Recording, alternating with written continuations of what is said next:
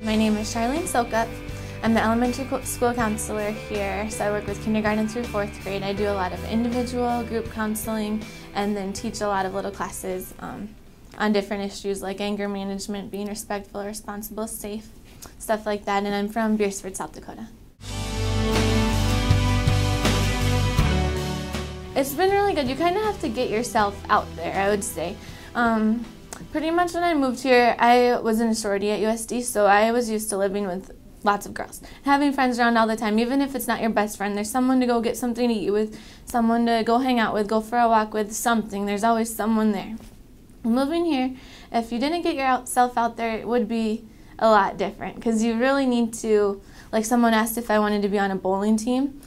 I'm not a very good bowler, I'm still not, but I'm still on the bowling team because you get to meet at least a whole group of people that I would have never met if I wouldn't go out for bowling. Even there's older ladies, that work at the grocery store that go to bowling, and it's kind of nice to be able to say, oh, how's it going, or something when you run into them. And once I got pulled over on the way to school, but for speeding.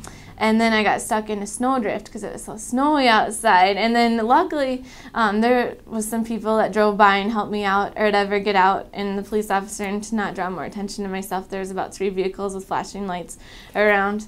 And so I was like, oh man, that really stinks. And then about 2 weeks later, we were just at this Valentine's Day dinner for Knights of Columbus or something. And some person that I didn't really know was like, hey, I got a question for you. Did you get stuck in the snowdrift a few weeks ago? And I was like, was that you that pulled me out of there?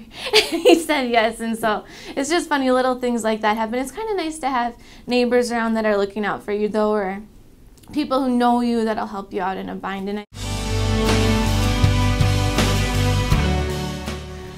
one thing of advice I'd probably give to people maybe coming, and especially if they didn't grow up in a small town, or even if they did, just to kind of remember that there's a lot of eyes on you when you come to a small town. If there's a new person, people are kind of like, who is that? Or I know I check out at the grocery store, and I didn't always like to affiliate myself right away with my husband. I tried to be my own person right away. And of course, once I'd say my husband's name, they'd all be like, oh, yeah, okay, now we know who you are. But I wanted to be my own person, and they'd be like, so are you new at the school? Or so they try to get to know who you were and what you were doing here.